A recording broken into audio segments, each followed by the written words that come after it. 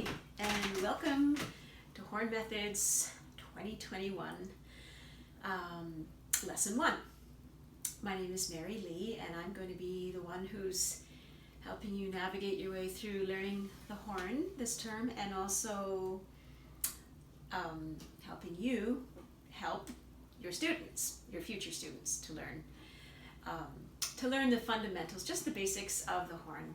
And I don't expect anyone to be horn geniuses by the end of this term, but I would hope that you will have the tools to help someone who does want to become a horn genius one of these days. Okay, so the very first lesson is maybe the most important, because we're going to be talking about just your basic setup. So your posture, positioning the horn, and your breathing, and how to make your first sounds on the horn. And if you get a good start with things like just basic hand position and holding it straight back instead of being all hunched over, then you're well on your way. If you don't, then those things will hold you back if you don't have a really good strong foundation. So let's just begin with how to hold this thing. So I think many of you have probably seen this very common posture in junior high students, where they're just kind of resting the thing on their lap and then coming down. No, that's not what we want to see. What you want to see is a straight back, and you want to see the horn positioned so that they're not playing into their bodies, so that you're not playing into your bodies. I should just use the you now. So yeah, that just sucks up all the sound if you're pointing your horn inwards like that. So whether they're sitting with the horn on their leg or off the leg, and much of that will depend on how big or small they are. It still needs to be pointed out so that the sound has a way out. And your breathing will be made much easier if you sit with a nice straight back. So sit up nice and tall. And then the next thing you would do is bring the horn to you. So don't go to your horn, bring the horn to you. If you're students, or if you are short like I am, then it's okay to start out with the horn resting on your right leg, because that will actually just it will make it so that the lead pipe comes directly to you. But if you've got a longer trunk, a longer body, then it's probably going to be best if you start playing off the leg right away, and that will just ensure that you don't get into these habits. Okay, so however it fits you best, on the leg, off the leg, either is okay for now. So you've got it so that you're bringing the horn to you, and the other thing that you need to remember is your right hand position.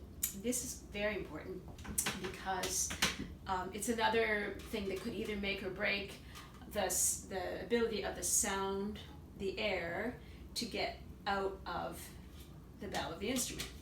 Of course, this big flared part is called the bell.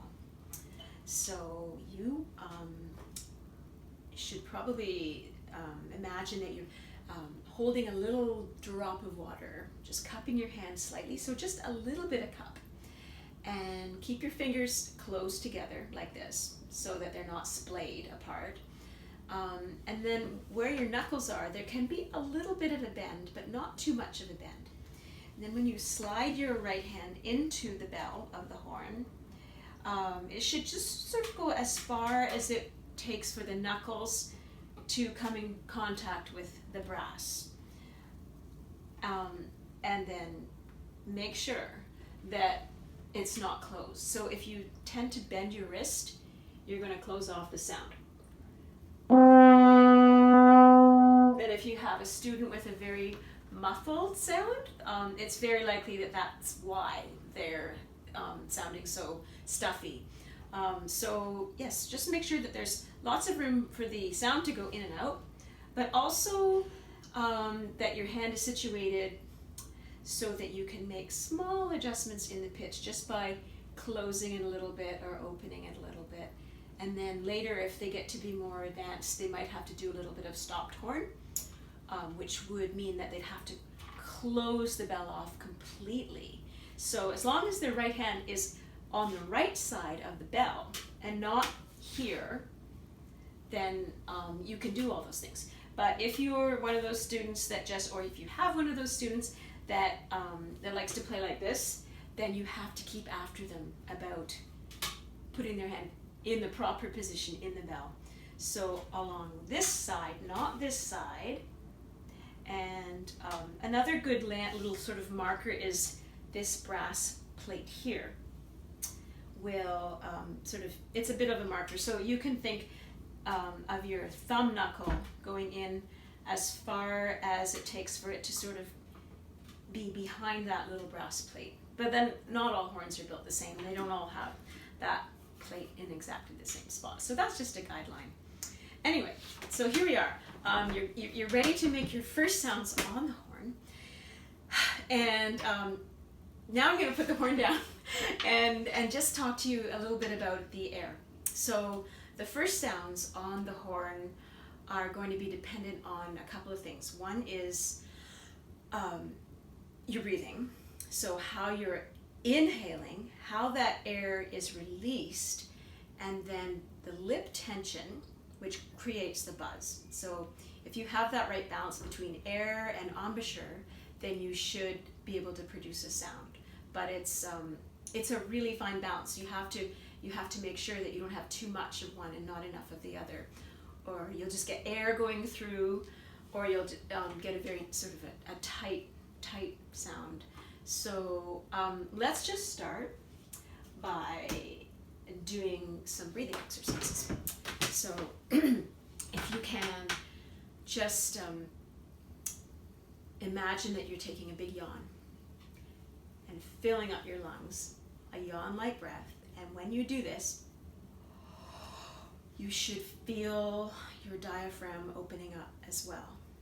I don't know how many of you are wind players already or brass players already, but for those of you who haven't done any brass or wind methods classes yet, this might be the most important lesson. So I'll try and get it right.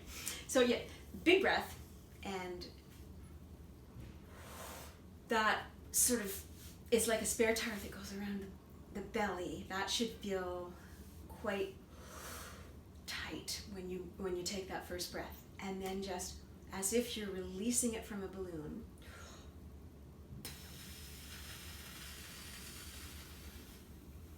Slowly squeeze all that air back out. So in and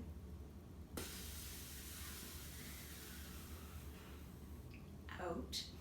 And as it's being released, you still want to feel that there's support from down here. Okay, so the yawn, the exhale slowly with support from your belly. Also, try and imagine that air stream, we're going to call it the air stream, which is the air that's being released, is very focused. So imagine you're blowing through maybe a straw. Or another good exercise to focus the air is, here we go, with a piece of paper. It already says air on it. Take your piece of paper, hold it about this far away, and see if you can just blow a steady stream of air at the paper.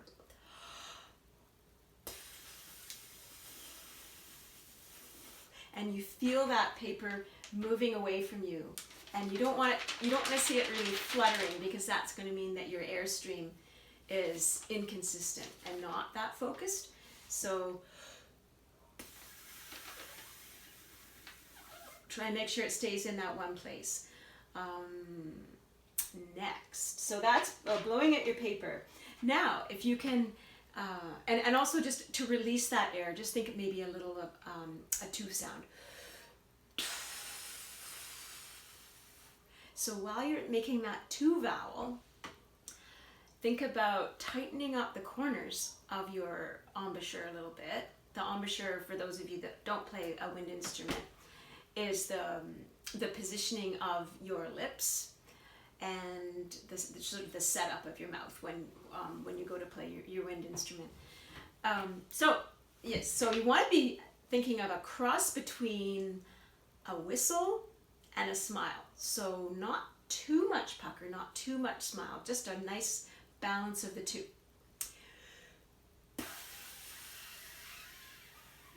And just blow slowly. So whistle, smile, make sure your corners feel quite firm. Blow slowly.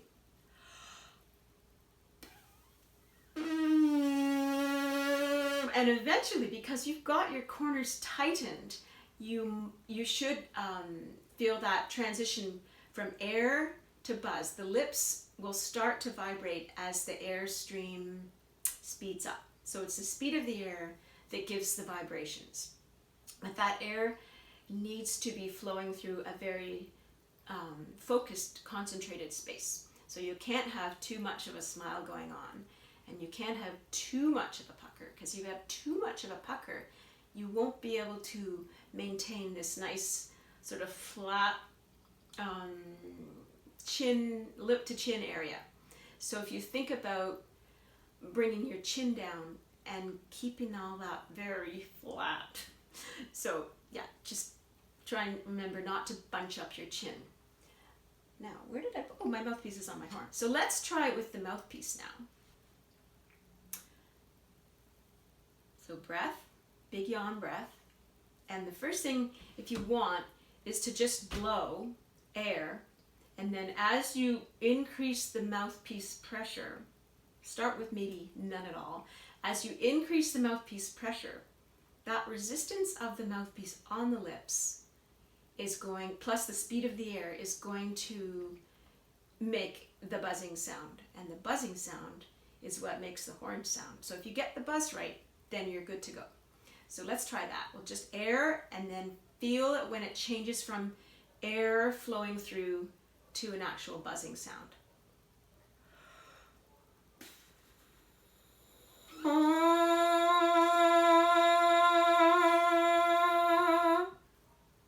Again.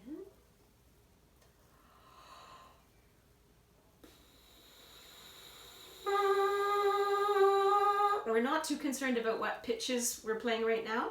That's another lesson. I just want you to sort of feel what it feels like to make that buzzing sound without too much force.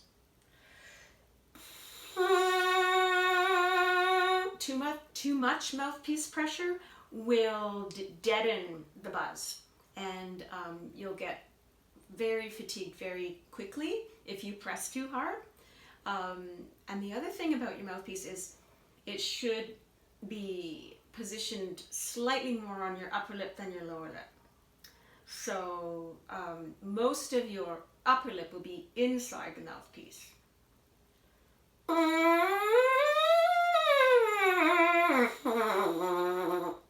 No, my bottom register is not that great on the mouthpiece, as you can hear. Anyway, I'm going to take a little break now and review what I've said to you and maybe make some edits, and then I'll come back and talk some more.